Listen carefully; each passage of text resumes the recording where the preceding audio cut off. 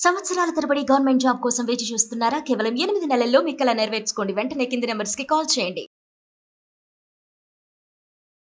నమస్తే రమ్మగారు. నమస్తే జయ. ఏదైనా కొత్త కథ ఒకటి చెప్పండి రమ్మగారు. చెప్తాను జయ. కానీ ఏ కథ ఆ కథే కదా! అవును, ఇది ఒక డిఫరెంట్ యాంగిల్ ఉన్నది సంగతి చెప్తా. చందమామ కథల్లో బుద్ధుని జీవిత గాథ అహింసా జ్యోతి పేరుతోటి ఒక సీరియల్గా వచ్చింది. ఎన్నేళ్ల నాడో 50s 60s మధ్యలో 57 59 ఆ కాలంలో వచ్చింది. ఈ అహింసా జ్యోతి దాని పేరు. బుద్ధుని గాథలు దాని నిండా ఆయన జీవిత చరిత్ర మొత్తం.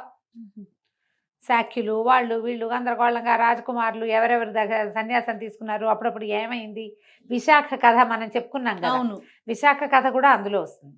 అహింసా జ్యోతి మొత్తం చెప్పను కానీ అందులో నుంచి నాకు చాలా ఆసక్తికరంగా అనిపించిన ఒక్కొక్క కథ చెప్దాం. ఈ అహింసా జ్యోతి మనం బౌద్ధ జాతక గాథలు ఎట్లా చెప్తాం అట్లాగే ఈ అహింసా జ్యోతిలో నుంచి కొన్ని కథలు చెప్తాం. ఇవాళ అంటే యాక్చువల్గా ఇది మొదటి భాగంలో ఏం కాదు, మధ్యలోది ఏదో అలా నచ్చింది నాకు ఆ కథ. శుద్ధోధనుడు వాళ్ళ కాలంలో తర్వాత కాలంలో కాలవలి అని ఒక పనివాడు ఉండేవాడట రాజస్థానంలో. వాడు ఊరికే రాజస్థానం రాజుగారికి సమీపంలో ఉండేవాడు కానీ ఏ రోజుకు ఆ రోజు పని చేసుకునేవాడు. అతని భార్య భలే బుద్ధిమంతురాలు, ఆ కాలవలి భార్య. అయితే ఏమైందట, ఒక 2 రోజులు అతనికి ఏ పని దొరకలేదు. దొరకపోయేసరికల్లా సరే భార్య ఏం చేసిందట, అంబలి కాచుకునేదిట.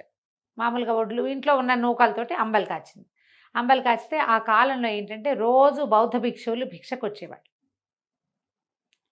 భిక్షకు వస్తే ఏమైందట, ఆ భిక్షకు వచ్చిన ఆయనకి ఈవిడేం చేసింది, మరి ఏం వేస్తుంది, ఆవిడ దగ్గర ఏముంది, కాలవల్లి భార్య దగ్గర ఏం లేదు కదా, ఆ అంబలే ఆ గిన్నె నిండా పోసిచ్చింది. పోసిస్తే ఆయన ఆశ్చర్యపోయాడు. అంబలే తాగగలిగే అవకాశం పరిస్థితి ఉన్నవాళ్ళు అది కూడా దానం చేయాలన్న బుద్ధి ఎంత గొప్పది మరి కదా. ఆయన చాలా ఆశ్చర్యపోయి బుద్ధుడికి చెప్పాడట, ఒక అమ్మాయి ఇట్లా అంబలి దానం చేసింది, ఆమెకి ఏమొస్తుంది, ఏం లభిస్తుంది ఈ దానం వల్ల అంటే ఆమె రాగల కాలంలో చాలా ధనవంతురాలు అవుతుందని చెప్పాడట బుద్ధుడు. సరే ఆ కాలంలో కొరత వేయటం ఒక శిక్ష ఉండేదట. అప్పుడు రాజుగా ఉన్నటువంటి బింబిసారుడు ఈ కథ ఈవిడ ఎప్పుడైతే అంబలి పోసిందో అప్పటికి 7 రోజుల తర్వాత ఆయన వేటకెళ్ళి తిరిగి వస్తూ ఒక శ్మశానం పక్క నుంచి వస్తుంటే ఈ కొరత వేయబడిన వాడు ఒకడు అక్కడ ఉన్నాడు. వాడు విపరీతంగా మూలుగుతుంటే ఆయనకు చాలా బాధ వచ్చింది. అయ్యో, కొరత ఇస్తే తొందరగా చచ్చిపోరు పాపం. ఏం చేస్తారు, ఒక శూలంలో మనిషిని ఇట్లా దిగేస్తారు. అది అట్లా శరీరంలోకి వెళ్తూ వెళ్తూ వెళ్తూ ఎప్పటికో కానీ గుండె దాకా రాదు, అప్పటిదాకా మరణించరు. బాగా దుస్సహమైన బాధ అది. అయితే ఈయన ఒక హృదయం ద్రవించి ఇంత కష్టసాధ్యమైన చావులో వీడికి మరణం రావటం లేదని, నాయనా నా వల్ల కావాల్సిన సహాయం ఏదైనా ఉందా అని అడిగితే అడన్నట్ట రాజభవనం నుంచి భోజనం పంపించు రాజా, నాకు అన్నం తినాలనుందని చెప్పాడు. అంత బాధలో కూడా సరేనని నేను వెళ్ళిపోయాడు ఆయన.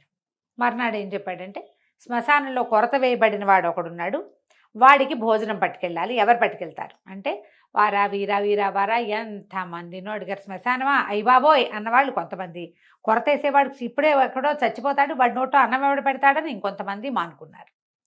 చివరికి కాలవలి భార్య నేను పెడతానంది. పాపం చచ్చేలా ఉన్నవాడికి ఒక ముద్దే కదా పెట్టేది, వాడు ఎంత తింటాడు. సరే అక్కడి నుంచి రాజుగారి వంటశాల నుంచి భోజనం పంపించారు. ఈ కాలవలి భార్య ఆ భోజనం మోసుకెళ్తాం. ఇది రాత్రిపూట వెళ్ళాలి. రాత్రి వెళ్ళేసరికల్లా ఒక చెట్టు మీద ఒక పెద్ద పిశాచం ఉంది. ఎవరు వారు వచ్చేది, ఆ అన్నం నాకేనా అని అడిగింది. అడిగితే కాలవలి భార్య మహాధైర్యస్తురాలు. ఆవిడేం చెప్పింది ఆ పిశాచానికి, కాదు ఇది కొరత వేయబడిన జీవించి ఉన్న ఒక మనిషి కోసం నేను తీసుకెళ్తున్నాను. సరే నువ్వు ఆ వెళ్ళేటప్పుడు ఫలానా ముందు మలుపులో తాడి చెట్టు ఉంది కదా, అక్కడ మహాసుమనుడు అని ఒకడున్నాడు, వీరసుమనుడు అదే పేరు. సుమనుడి భార్య కాళి ప్రసవించిందని మగపిల్లాడు పుట్టాడని చెప్తావా అని అడిగేసరికల్లా ఇంకో పిశాచం ఉందన్నమాట. మహాసుమనుడు అనేవాడు ఒక పిశాచం అది ఇక్కడో పిశాచం చెప్పింది. ఈవిడ బ్యాగ్ మోసుకెళ్తూ ఆ క్యారేజ్ మోసుకెళ్తూ ముందుకెళ్ళి ఆ తాడి చెట్టు దగ్గర ఆగి, ఓ సుమన, నీ కూతురు కాళికి అన్నది ఆమెకు మగపిల్లాడు పుట్టాడు అని చెప్పింది. మాట మార్చల, అక్కడ ఏమిందో అది చెప్పింది. చెప్పేసరికల్లా ఆ పైన ఉన్నటువంటి సుమనుడు, అలాగా చాలా సంతోషం తల్లి, చాలా ధైర్యం చేసి మంచి వార్త చెప్పావు, ఫలానా చెట్టు కింద ధనం ఉంది, తవ్వుకుని పో, అది నీకు బహుమానం అని చెప్పింది. ఉమ్. సరే వెళ్ళింది. ముందుకెళ్ళి అక్కడి నుంచి ఒక ఎత్తు పేటెక్కి ఆ కొరత వేసి ఉన్న వాడికి నోట్లో ముద్దలు కలిపి అన్నం పెట్టేసరికి వాడు అన్నం తిని, అమ్మా నా పొట్ట శాంతపడింది, ఇక హాయిగా చచ్చిపోతాను, ఒక మాట నీ కొంగుతో నా మూతుడవ్వా అన్నాడు.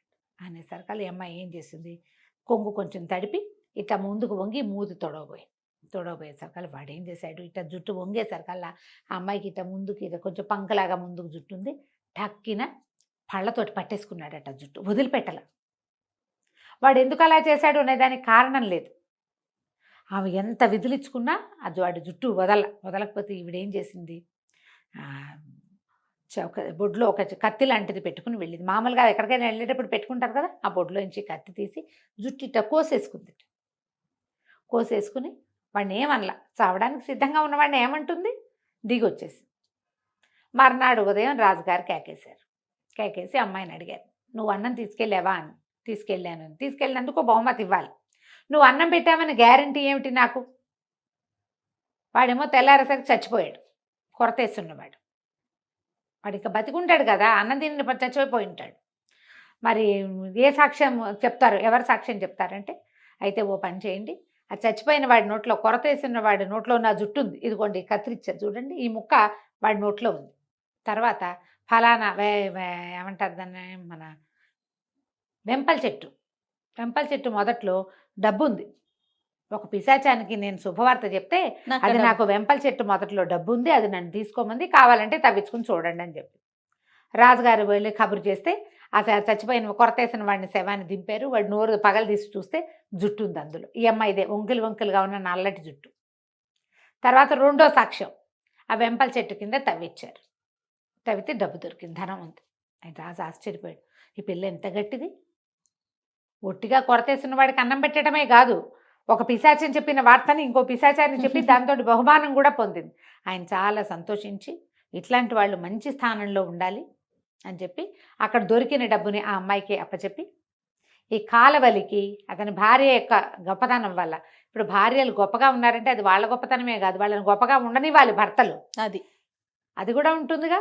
కాలవలికి మంచి ఉద్యోగం ఇచ్చి తమ దగ్గరే ఉంచుకున్నారు, కథ కంచికి మనం ఇంటికి. చాలా బాగుంది. ఇలాంటి ఎన్నో గాథలు మనకు కనపడతాయి. ఇందులో కాలవలి భార్య గొప్పతనం ఆ అమ్మాయి ధైర్యమే కాదు, దానం చేసే గుణం, బుద్ధుడు మెచ్చిన గుణం. అంతే. ఇట్లా ఎన్ని గాథలు కనపడతాయో ఒక 10 అయినా తీసుకొస్తాను, అందులోంచి తీద్దాం తప్పకుండా అండి. పూర్తి సీరియల్ చెప్పగలిగే అంత అనిపించట్లేదు, పేర్లు అవి చాలా ఉంటాయి జయ, పేర్లు ఎక్కువ కన్ఫ్యూజింగ్ గా ఉంటుంది. అందుకని ఎన్ని చేయగలిగితే అన్ని చేద్దాం రామ్ గారు. నమస్తే జయ.